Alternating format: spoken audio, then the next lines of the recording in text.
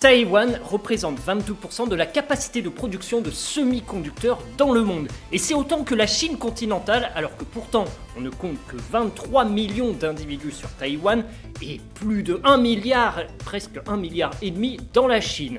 Alors, on parle de Taïwan en tant que cible des Chinois et ils ont peur, évidemment, mais il y a un pays qui en a encore plus peur, c'est les États-Unis. Et même s'ils entretiennent le flou quant à un soutien potentiel s'il y avait une invasion chinoise, autrement dit un désastre sur l'île de Taïwan, ils ont peur et je vous explique pourquoi dans cette vidéo.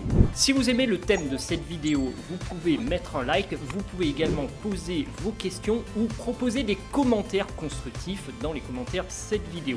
Je vous invite également à vous inscrire à la newsletter de 5h50 sur le site 5h50.com pour recevoir les titres de l'actualité et c'est parti, on y va pour l'analyse. Alors la question de Taïwan, c'est une question de pognon, c'est une question de stratégie, mais il y a avant tout un contexte politique que je suis obligé de vous expliquer. Alors je sais, la politique c'est un gros mot, mais vraiment il faut que je vous explique ça pour comprendre dans quel sac de nœuds on se trouve avec cette affaire. Bon, je vais pas remonter à il y a 2000 ans pour vous expliquer l'histoire de la Chine, je vais simplement remonter au début du siècle dernier, donc la première moitié du XXe siècle, la Chine ne menait pas forcément des combats à l'extérieur, c'était plutôt des conflits internes. Et vous imaginez cette place de marché qu'on voit dans les films de Bruce Lee ou dans les films chinois, où il y a un mec qui commence à parler, et puis il y a un attroupement, et puis ça devient le bazar, et puis on ne peut plus acheter du riz. Là, vous imaginez, cette place de marché, c'est la Chine.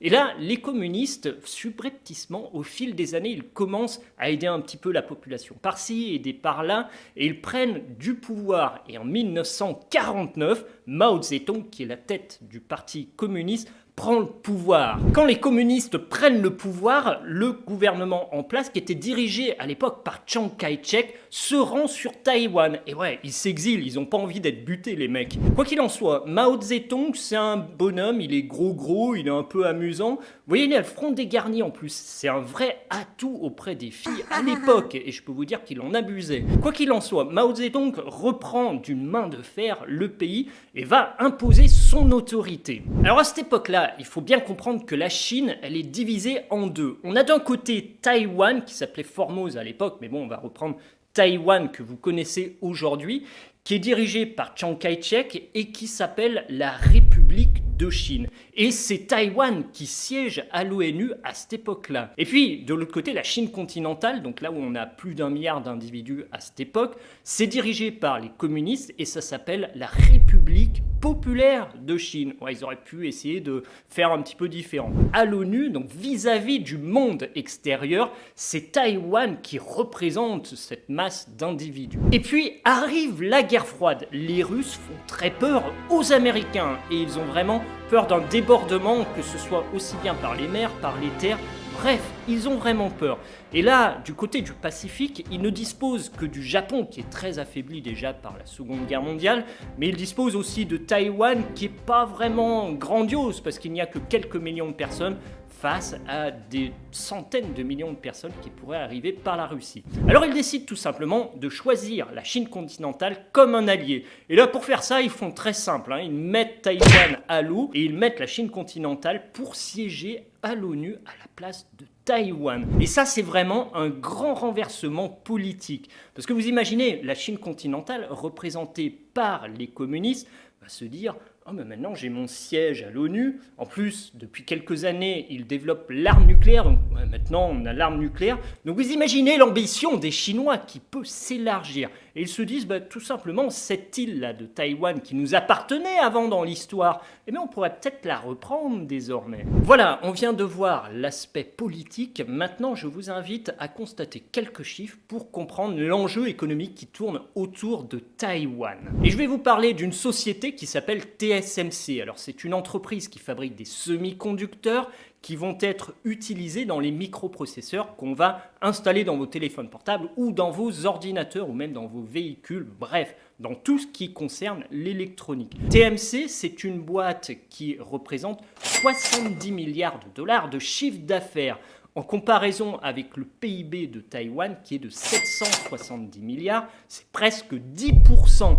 Alors ça fait un chiffre assez énorme en relation avec le PIB, mais pourtant ce n'est pas un chiffre qui est si énorme. Si on regarde bien, Apple fait déjà 400 milliards de chiffre d'affaires et ils sont bien moins nombreux que les ouvriers de TSMC. Donc il y a vraiment un travail qui est effectué chez TSMC et on voit bien que les pauvres ouvriers taïwanais, ils sont pressés comme des citrons ici. Alors chez TSMC, on trouve des plans de semi-conducteurs, on trouve des plans de microprocesseurs et il y a certains de ces composants qui vont être utilisés dans vos téléphones, dans vos ordinateurs, mais ça n'intéresse pas vraiment les Chinois parce qu'ils savent déjà le faire.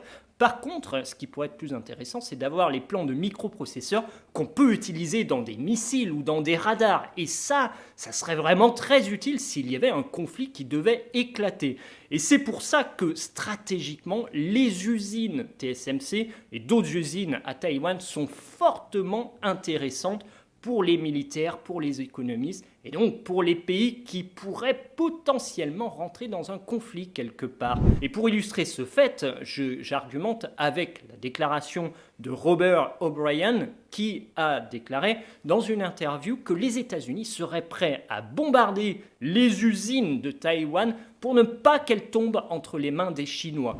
Et là, ça fait vraiment peur parce que le petit ouvrier, la taïwanais, il n'avait rien demandé et on vient le bombarder alors qu'il faisait juste son boulot. Quoi qu'il en soit, TSMC aujourd'hui, pour éviter la catastrophe, commence à construire des usines sur le territoire des États-Unis, en Arizona ou même au Texas. Donc vous avez compris. Économiquement, stratégiquement, il y a sur les usines de Taïwan un point absolu que les États-Unis ou que les Chinois voudraient obtenir. Mais bon, pour l'instant, Taïwan reste principalement économiquement lié aux États-Unis, alors même s'ils ont des connexions avec la Chine, ils restent majoritairement favorables à une alliance avec les Américains.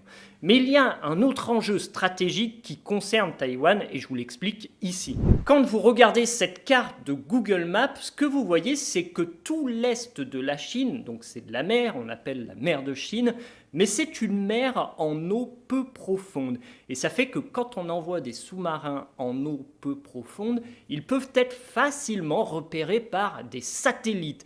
Et si on avait des eaux profondes, on pourrait directement envoyer les sous-marins et on ne pourrait pas détecter les mouvements de ces engins et on ne pourrait pas savoir ce qui se passe.